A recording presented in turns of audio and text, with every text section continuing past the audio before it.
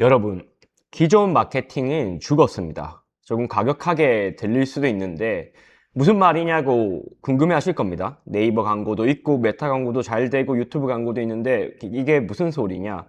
맞죠? 제가 말씀드리고 싶은 거는 광고가 사라졌다는 말이 아니고 마케팅이라는 작업 자체가, 마케터라는 직업 자체가 없어진다는 이야기도 아닙니다.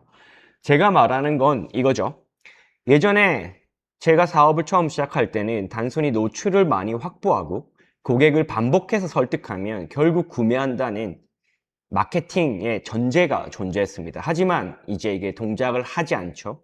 그래서 그 시점에는 플랫폼이 유행을 했습니다. 굉장히 큰 투자를 유치를 하고 노출을 많이 해서 고객을 많이 확보를 하면 언제든 수익으로 전환시킬 수 있다는 믿음이 있었고, 그 전제하에 마케팅의 방식이 발전을 해왔습니다.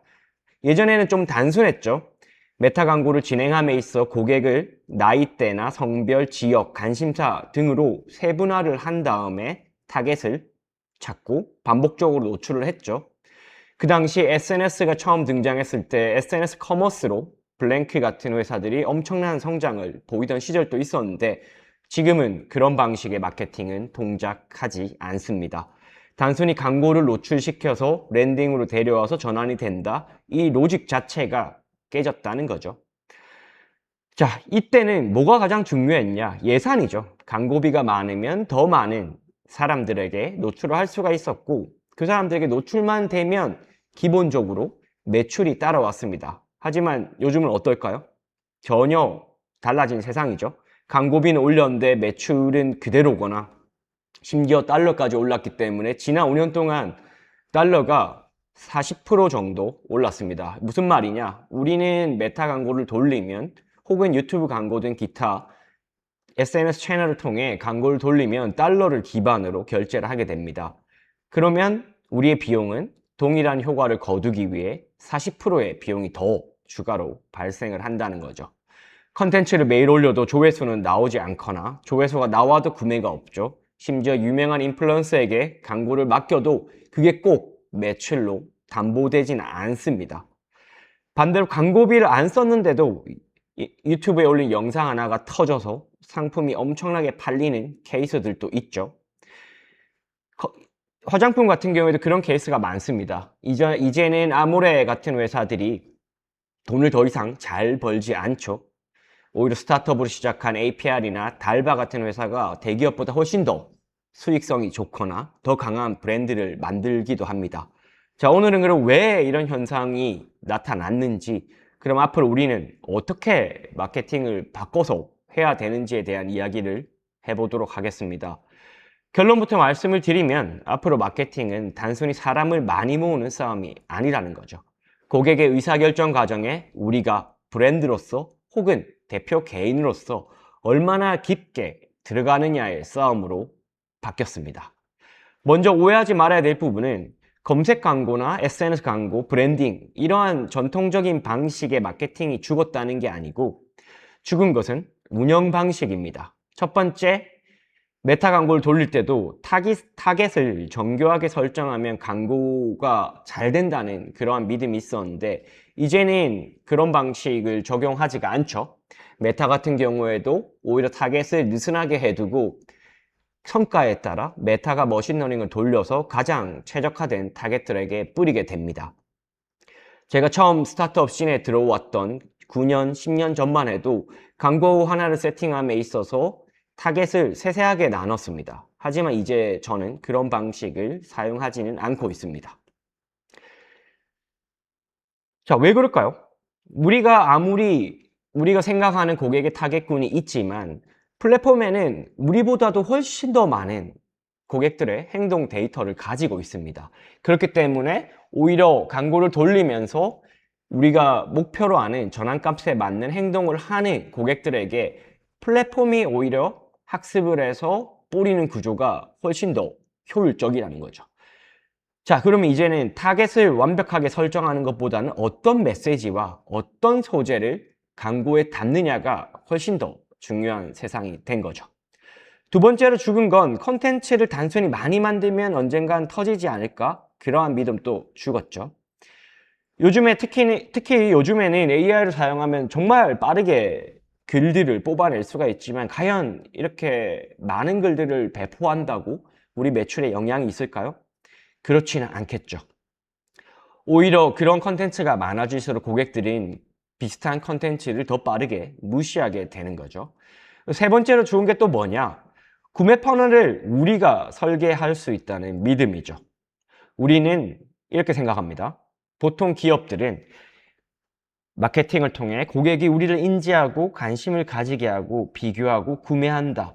자, 이런 전통적인 방식의 퍼널 설계 방식이 있었고, 물론 지금 또 이 퍼널은 유의미하게 동작을 합니다. 하지만 시간이 지날수록 특히나 최근 들어서는 고객의 움직임 자체가 많이 달라졌다는 거죠. 유튜브를 보다가 어떠한 서비스 혹은 제품을 알게 됩니다. 그리고 댓글을 보겠죠. 그리고 또 구글에서 검색을 하거나 혹은 본인이 가는 커뮤니티에서 검색을 하게 됩니다. 그리고 이제는 GPT 같은 데도 물어보는 거죠. 이 제품이 어떤지, 후기가 어떤지 비교 분석을 해달라고 하죠. 더 나아가서는 인스타그램에 들어가서 여기서 올리는 그림들, 글들, 이런 분위기까지 다 살펴보고 대표까지 어떤 사람인지를 찾는 세상입니다. 그러다가 다시 만약 우리의 광고가 떴다. 그럴 때 이 사람은 충분한 우리에 대한 인지가 있고 검색이 되어 있는 상태이기 때문에 구매를 결정하게 됩니다. 우리는 우리가 세팅한 퍼널이 있겠죠. 메타 광고를 통해 혹은 유튜브 광고를 통해 우리를 인지시키고 우리 사이트로 들어와서 상세 페이지를 보고 결제를 하겠지? 라는 전통적이고 단순한 방식의 퍼널을 설계를 하겠지만 실제로 AI 세상에서는 고객은 너무나 다른 방식으로 우리를 인지하게 된다는 거죠. 자, 그럼 검색은 또 어떻게 바뀌었나요? 과거의 검색은 단순히 우리의 웹사이트, 즉 링크 같은 걸 찾는 행위였던 거죠. 고객이 네이버나 구글에서 검색어를 입력하면 결과에 다양한 사이트들이 나옵니다. 그리고 상위권 순서대로 고객은 눌러보게 되겠죠. 그리고 웹사이트에서는 정보를 얻고 결제를 하게 됐죠. 자, 그럼 우리 입장에서는 어떤 게 중요했냐? 검색 결과에서 상단에 올리는 것이 중요했습니다. 그래서 네이버에서 키워드 광고에 돈을 더 태우기도 하고요. 구글 상위 노출을 위해 SEO에 신경을 쓰기도 합니다. 저도 사업 초기 SEO에 검색 엔진 최적화에 굉장히 공수를 많이 들였습니다. 우리 서비스를 검색했을 때 그리고 거기에 파생되는 정보성 키워드, 구매성 키워드 등을 검색을 했을 때 최상단에 노출시키는 것에 대한 신경을 많이 썼고 블로그 컨텐츠 또한 많이 쌓았죠. 근데 이제 검색 자체가 많이 달라졌습니다. 옛날에는 단순히 우리 사이트의 주소를 찾는 행위였다면 이제는 답을 얻는 행위로 바뀌고 있다는 거죠. 자, 그게 뭐냐? 구글만 들어가 봐도 최근에는 검색 결과라 하면 처음 보이는 상단이 AI 검색입니다. 그리고 그 AI에게 계속 후속 검색을 하고 질문을 이어가고 답을 찾는 과정이라는 거죠. 이게 의미하는 게 뭘까요? 단순히 내가 돈을 써서 상단에 노출시켜도 고객들은 AI에서 질문을 하며 답을 얻는 행위를 이미 2026년에는 하고 있다는 거죠. 그리고 앞으로는 이러한 경향성이 더더욱 커질 걸로 저는 예상을 하고 있습니다. 심지어 이제 에이전트가 고객을 대신해서 작업까지 실제로 수행하는 방향까지 확장이 되고 있는 거죠. 이런 변화는 또 왜 중요할까요? 이제는 단순히 SEO를 잘 잡는다고, 물론 여기 제가 드리고 싶은 말씀은 SEO가 잘 되어 있다면 결국은 AI가 우리의 사이트의 정보를 잘 가공해서 GPT나 제미나이에서 응답할 가능성이 높습니다. 그래서 기본적으로 SEO에 신경을 써야 되는 것은 맞습니다. 하지만 달라진 점을 다시 말씀을 드리자면 단순히 SEO를 잘해서 상단에 노출을 시킨다고 해도 GPT와 같은 LLM에서 우리에 대한 이야기가 등장하지 않는다면 갈수록 우리의 사업은 힘을 잃어갈 수밖에 없다는 거죠. 다시 한번 돌이켜서 몇 년 전에 우리의 여정을 한번 볼까요? 어떠한 물건을 사기 위한 여정, 구글이나 네이버, 심지어 예전에는 대부분 네이버에서 검색을 했죠. 하지만 그러한 것들이 점점점 구글 검색이 올라오기 시작했습니다. 그러한 관점에서 네이버 검색보다는 업종에 따라 다르겠지만 구글 검색을 위한 SEO 신경을 많이 썼고요. 근데 이제는 SEO에 등장하는 상위 하나, 둘, 셋, 넷, 5개 포함이 돼서 고객이 각각 다 들어가 보고 비교해서 구매를 결정하는 시대가 끝났다고 말씀을 드리고 싶다는 겁니다. 결국은 검색 결과에도 잘 나와야 되지만 고객들이 LLM에 물어봤을 때 처음으로 두 번째로 우리를 추천하게끔 만들어야 된다는 것까지 신경을 써야 된다는 거죠. 자, 그러면은 결국 AI가 우리 회사를 잘 이해할 수 있도록 우리의 상품을, 우리의 서비스를 날카롭게 다듬어야 합니다. 웹사이트 상에서 우리의 서비스는 과연 누구를 위한 건지, 어떤 문제를 해결하는지, 그리고 고민하고 있는 경쟁 상품과는 뭐가 다른지, 얼마인지, 이걸 했을 때 실질적으로 고객은 어떤 추가적인 혜택 혹은 본질적인 혜택을 얻을 건지, 사실은 상세 페이지를 구성하기 위해 아니면 더 나아가서 우리가 사업하기 위해서 항상 대표 입장에서 머릿속에 담아야 될 개념이긴 합니다. 당연히 이 부분은 담고 있어야 되는데 이거를 이제 웹사이트 상에서 잘 반영을 해서 AI가 이해를 하게끔 만들어야 되는 세상이라는 거죠.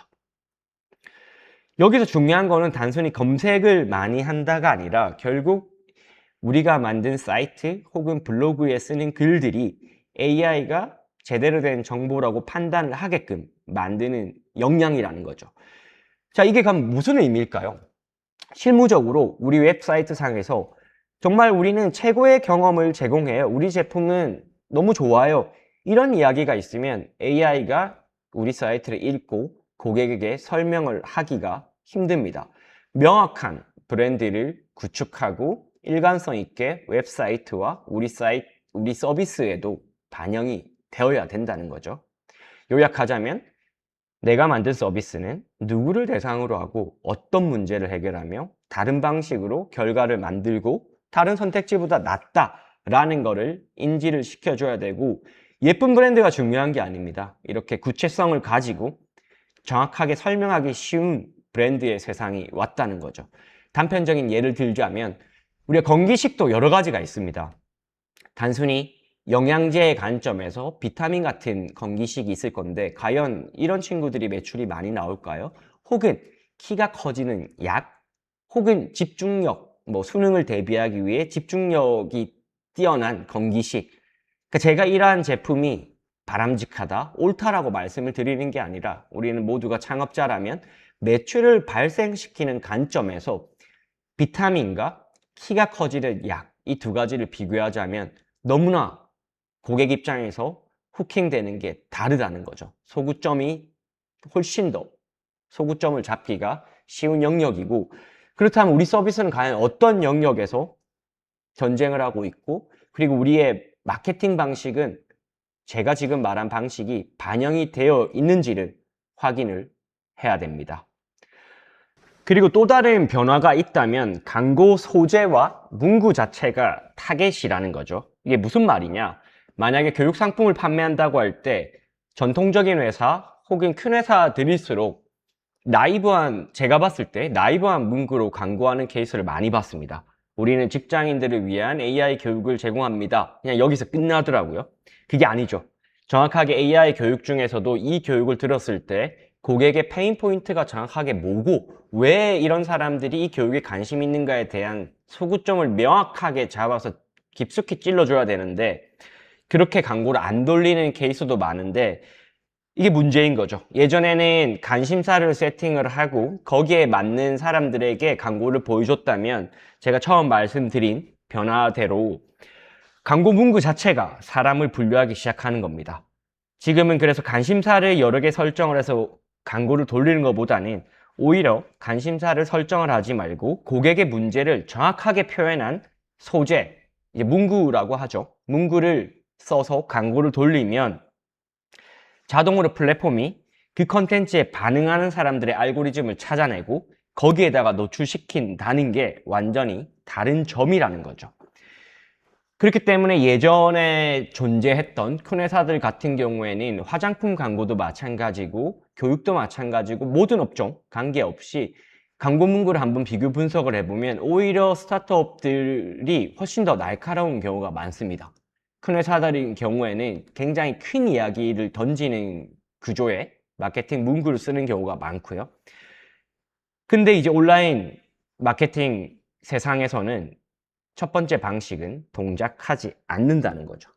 결국 고객의 머릿속에 어떤 고민이 있고 어떤 말이 있는지를 찾아내야 돼요. 고객이 특정한 시간대에 어떤 걸 검색하는지, 구매 직전에 어떤 걸 불안해하는지, 결제를 미룰 때 어떤 핑계를 대는지, 여기에 이런 고민들을 먼저 파악하면 장치들을 심어둘 수가 있습니다. 검색을 할 때 이 사람이 검색하는 여러 가지의 케이스에 다 우리가 상위 노출을 시킬 수 있게 만들어야 되고요. 구매 직전에는 어떤 불안감을 줄일 수가 있을까요? 이게 만약 내가 결제를 했는데 내 기대와 다르면 어떡하지? 이런 거를 방지하기 위해서는 다른 사람들의 후기 같은 것들이 필요하겠죠. 결제를 미룰 때는 여러 가지 마케팅 장치가 들어가야 되겠죠. 24시간 안에 결제할 때 혹은 1시간 안에 결제할 때만 큰 폭의 할인이 제공이 됩니다. 혹은 12개월 무이자 할부를 이자를 저희가 내드리면서 제공해 드리겠습니다. 이런 마케팅적인 사업적인 장치들이 들어가야 되는 거죠. 근데 그걸 하기 위해서는 먼저 첫 번째는 고객이 우리 거를 구매하기 전에 어떤 고민을 하는지를 먼저 쭉 파악을 하셔야 합니다. 그리고 광고를 시작을 하면 고객은 보는 순간 이거 내가 필요한 건데 내 이야기인데 라는 생각을 하고 그때부터 우리의 장치들이 동작을 하게 되는 거죠. 자, 또 어떤 변화가 있을까요? 이제 정보 자체는 부족하지 않습니다. 정말 우리가 몇십 년 전으로 가보면 사람들은 정보를 TV에서 얻었죠. 그러면서 홈쇼핑이라는 게 발전을 했고요. 그러면서 인터넷 쇼핑이 나오고 이제는 SNS가 나오고 다양한 방식의 정보들이 다양한 채널에서 쏟아지고 있습니다. 자, 그러면 고객이 원하는 거는 정보를 얻기보다도 명확한 판단 기준이라는 거죠. 당신이 지금 직면한 상황에서는 내 거를 이 제품을 꼭 선택해야 된다고 강하게 말을 해야 됩니다. 흔히 우리가 강의파리 이런 이제 말들이 많잖아요. 근데 항상 이 강의파리들은 돈을 잘 벌입니다. 왜 그러냐? 이 사람들은 명확하게 메시지를 던집니다.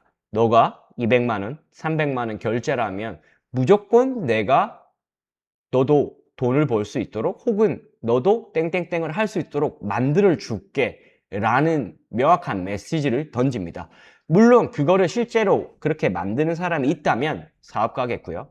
그게 아니라 거짓말이다 이러면 우리가 흔히 말하는 강의파리, 사기꾼이 되는 거죠. 자, 근데 우리는 여기서 뭘 배워야 되냐? 고객은 그런 거에 흔들린다는 거죠.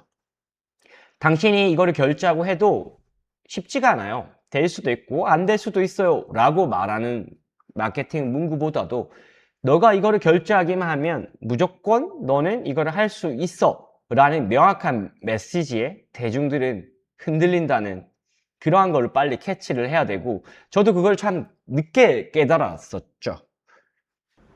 방금 제가 한 말을 조금 더 제도권스럽게 고상하게 포장을 한다면 결국 관점이 있어야 된다는 말이에요. 관점이란 무조건 자극적인 말을 하라는 게 아니라 우리가 욕하는 강의파리들은 무조건 자극적인 말을 하니까 결국 문제가 터지는 거고요. 그게 아니라 사업을 하는 우리 입장에서 배워야 될 부분은 세상을 보는 기준, 관점을 가져야 된다는 거예요. 예를 들어 광고비를 늘리기 전에 고객 후기부터 다시 만들어라. AI를 사용해서 컨텐츠를 만들지 말고 오히려 다른 방식으로 가설을 먼저 검증을 하고 그 가설이 확인이 되면 컨텐츠를 만들어라. 예를 들자면 이러이러한 주장을 했을 때 당연히 찬반이 나뉩니다. 나는 그거 해봤는데 안 되던데? 나는 그거 했는데 되던데? 당연히 모든 주장에는 누군가는 동의를 하고 모든 주장은 아니죠. 제일 안 좋은 게 바로 모두가 동의하거나 모두가 반대하는 그런 마케팅이 가장 안 좋은 마케팅인 것 같습니다. 제가 스레드 계정을 키우면서도 의도적으로 누군가는 동의하지만 절반 정도는 반대하는 그러한 컨텐츠를 종종 올렸거든요. 그렇게 되면 노출이 터집니다. 댓글로 서로 싸우게 됩니다. 누구는 선생님 말이 맞아요. 누구는 야, 이 사기꾼아? 그건 아니야. 근데 제가 관여하지 않아도 그 두 그룹이 절반이 있다면 그 두 그룹이 서로 댓글로 싸우면서 제 조회수와 노출이 터지게 되는 거죠. 자, 이게 어떻게 보면 바이럴이라고 하면 바이럴이라고 할 수 있는 건데, 그래서 우리가 모두가 동의하거나 모두가 반대하는 주장을 던지고 있지 않나 라는 고민을 한번 해보셔야 되는 거예요. 그게 적어도 맞는 말일지언정 마케팅의 관점에서는 좋지 않은 방식이고 아무도 기억을 하지 않는 방식이라는 거예요. 그리고 이제 대표나 창업자들이 직접 컨텐츠에 등장도 많이 하죠. 우리가 스레드만 봐도 의사들이 춤을 엄청 많이 추잖아요. 변호사들도 그렇고 의사들도 그렇고. 보통의 사람들, 참 이 단어도 조심해야 됩니다. 보통의, 우리가 흔히 말하는 보통의 사람들, 대중이라는 단어도 우리 모두는 주관적입니다. 우리 기준에 있는 사람들의 기준으로 보통의 사람을 규정하고 대중을 규정합니다. 하지만 세상은 그렇지가 않죠. 내가 인서울을 나왔거나 내가 스카이를 나왔거나 만약 그런 상황이라면 내 주변에 있는 사람들은 비슷한 환경에 있는 사람일 거고 비슷한 수준의 회사를 다니는 사람일 가능성이 높습니다. 그럼 우리는 오해를 하게 되죠. 아, 이게 대중이구나. 하지만 그렇지 않죠. 세상은 정말 다양한 사람들로 구성이 되어 있고 우리는 그거를 이해를 해야 우리의 제품을 팔 수가 있습니다. 자, 다시 돌아와서 스레드에서 춤추는 의사들 보면 왜 저걸 저렇게 하지? 저렇게 한다고 과연 고객이 갈까라는 생각을 저는 하거든요. 근데 이게 제가 방금 말씀드린 제 기준인 거지 세상의 관점은 아니라는 거죠. 왜냐? 그렇게 춤을 계속 추는 사람들이 왜 출까요? 분명히 그걸로 고객들이 방문을 하기 때문에 춘다는 거죠. 자, 이거를 빠르게 캐치를 하셔야 됩니다. 도대체 저 사람은 저런 마케팅을 왜 하지? 라고 하지만 만약 이 사람이 그거를 꾸준히 한다? 그리고 그게 노출이 잘 터지고 여러 가지 댓글들이 많이 달린다? 그리고 이걸 계속한다? 라고 하면 뒤에서는 이 마케팅을 통해 매출이 발생을 한다는 뜻으로 파악을 하고 우리도 빠르게 벤치마킹을 해야 될 필요성이 있다는 거죠. 자, 마지막으로 정리를 해볼까요? 사실 지금 제가 말씀드리는 내용은 어느 정도 사업을 오래 하셨거나 잘하고 있는 사람들은 다 이미 인지하고 실행을 하고 있는 내용들이에요. 그럼에도 불구하고 제가 이러한 내용을 전달을 드리는 거는 이제 막 사업을 시작하신 분들 혹은 아직 제대로 자리를 잡지 못하신 분들을 보면 항상 이 부분에서 구멍이 존재하더라고요. 정리를 하면 첫 번째는 관점을 세워야 됩니다. 우리 회사가 반복해서 우리 제품이 반복해서 주장해야 될 몇 개의 관점을 정해서 구체적으로 일관성 있게 계속 전달을 해야 되는 거죠. 그리고 두 번째는 주장보다는 증거까지 같이 만들어야 되는 거죠. 이제 고객은 더 이상 기업들의 말을 믿지 않습니다. 누구나 할 수 있는 말이라고 생각을 하기 때문에 그냥 효과가 좋습니다 라는 문장보다는 고객의 후기, 사용 전후 비교, 실제 결과물, 그리고 구체적인 숫자, 심지어 커머스라면 이 제품을 만드는 과정, 우리가 해산물 커머스 하는 곳을 보면 아예 원산지에서부터 물고기를 잡는 영상이 도배된 그런 케이스들도 있습니다. 딱 봐도 잘 될 것 같죠? 이 제품이 과연 어떻게 시작이 돼서 어떻게 내 식탁으로 올라오는지 이게 비단 해산물뿐만 아니라 도마를 만든다거나 기타 커머스라는 영역에서도 모두 적용이 가능한 부분인 거죠. 이러한 모든 증거들을 우리가 만든 컨텐츠의 중심에 배치를 하고 상세 페이지에 또 확실하게 배치를 해야 되고 이거를 컨텐츠 마케팅으로 활용을 해야 된다는 거죠. 그리고 마케팅 채널이 이제 너무나 많습니다. 그래서 세 번째는 하나의 소스를 만들었다면 여러 채널로 쪼개서 풀어내야 합니다. 각 채널마다 특성이 다르지만 그거를 각각 다른 거를 만들려고 하면 리소스가 너무 많이 들어가는 거죠. 우리의 공수가. 그래서 결국 처음에 말한 핵심 주장과 두 번째 말한 증거들을 모아서 영상화를 하고 이거를 롱폼, 숏폼 형태로 만들어서 동일한 소스를 각 채널에 뿌리는 게 필요합니다. 그리고 테스트를 해보면 실무적으로 이런 방식도 괜찮은 거죠. 먼저 가장 공수가 안 되는 스레드에 텍스트로서 우리 제품에 대한 무언가의 컨텐츠를 여러 개를 썼는데 터지는 게 있을 거잖아요. 10개를 썼는데 하나는 10만 조회수가 나왔고 하나는 몇 천이 나왔다. 그러면 그 테스트가 끝난 거죠. 10만 조회수가 나온 컨텐츠의 결을 살려서 영상화를 하거나 혹은 그림을 통한 크리에이티브를 만들어서 마케팅을 해야 된다는 거죠. 자, 오늘 좀 긴 시간이라면 긴 시간 동안 마케팅의 변화, 기존 마케팅이 왜 죽었는지, 앞으로 어떻게 바뀔 건지에 대한 이야기를 전달을 한번 드려봤고, 다음 시간에는 또 어떤 이야기를 할지 제가 고민을 한 다음에 계속 이어가도록 하겠습니다.